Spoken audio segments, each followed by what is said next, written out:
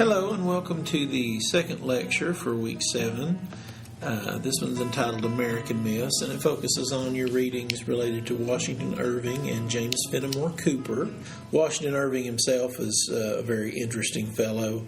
In his early years, he wrote a lot of satirical pieces, and his influence, I think, really can't be understated. He wrote a lot of satirical history about the early days of New York, the Dutch settlement of New York.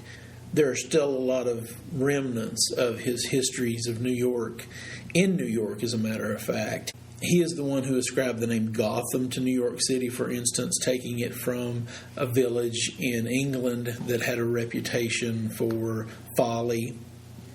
He coined the name Diedrich Knickerbocker as one of his fake narrators, and of course they're the New York Knicks, the basketball team for the New York Knickerbockers.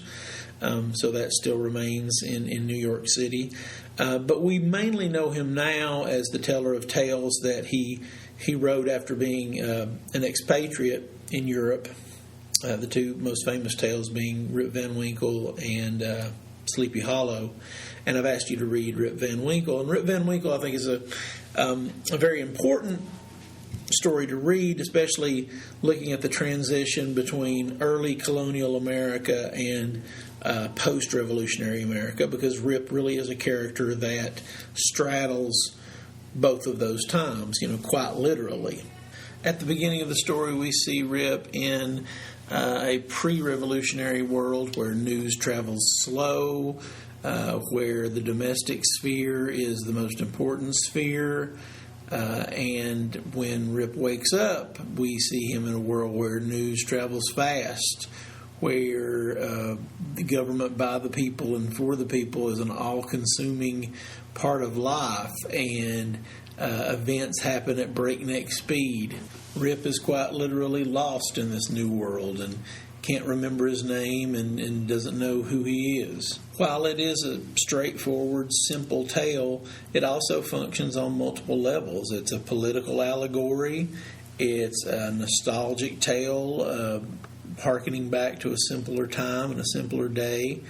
And it's also a story about a man who, in some ways, triumphs over adversity, because Rip really does triumph over his situation and his gets away from the domineering Dame Van Winkle. Along the way, Irving is very consciously creating a new American mythology that he draws from European mythology but sets in a new American context to make a uniquely American framework for telling stories.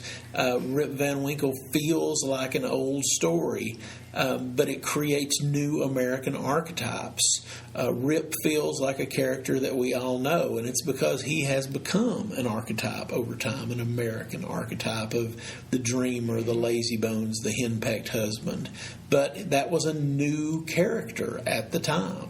Just as Washington Irving's work is revolutionary in establishing what became the short story and American mythology in terms of characters like Rip Van Winkle and Dame Van Winkle, James Fenimore Cooper's work is revolutionary in creating the idea of the American novel, in creating new genres such as the spy novel and, most importantly, the Western, and creating a new American hero in Hawkeye, the character of Natty Bumppo, who really becomes the first real Western hero, based on Daniel Boone, based on the sort of American adventurer who was a real-life character.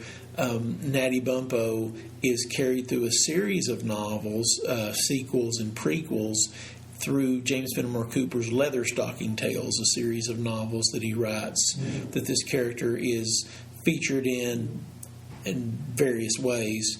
And you are asked to read a little bit of The Pioneers, which is the first novel that he appears in.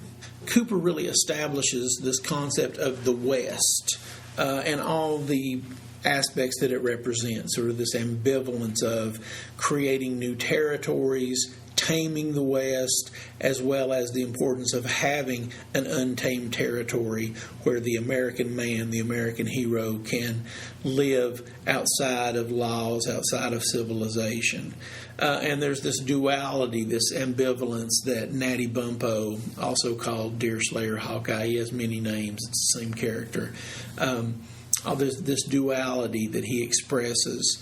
At various times, he can seem both liberal and conservative because of that duality. He talks about the importance of taming the wilderness, but he also expresses ideas that are very much environmentalist and conservationist. Waste is a sin, and there's a specific passage from the Pioneers that's in the textbook that supports that idea.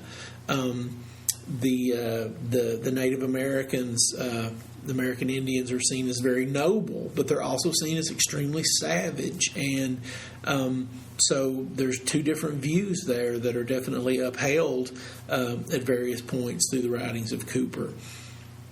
There's an importance that the wilderness remain wild, but there's also the importance that it become tamed so that we have a place to live, so that we are able to reach our manifest destiny. And that's something that's very important in American history, as you know, that we have this concept that it is supposedly our manifest destiny to spread across North America as white Europeans and to civilize this land.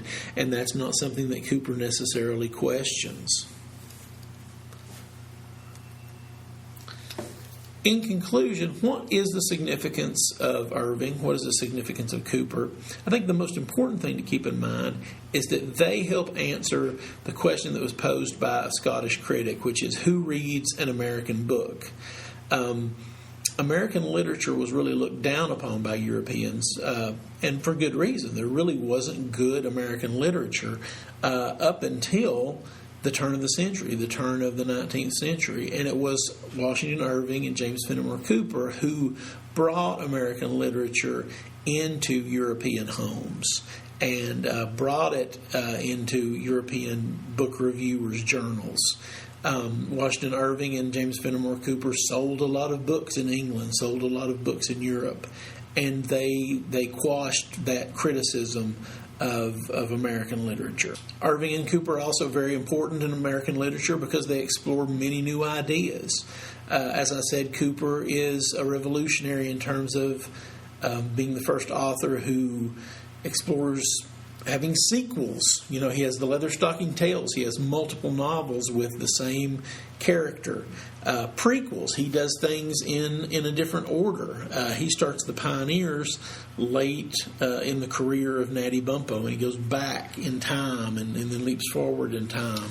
He mixes genres. He has novels that have romance as well as action, that have elements of Western as well as spies.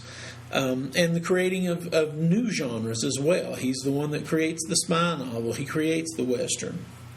And with Washington Irving, we have basically the creation of the short story, the encapsulation of what we consider now the concept of the short story.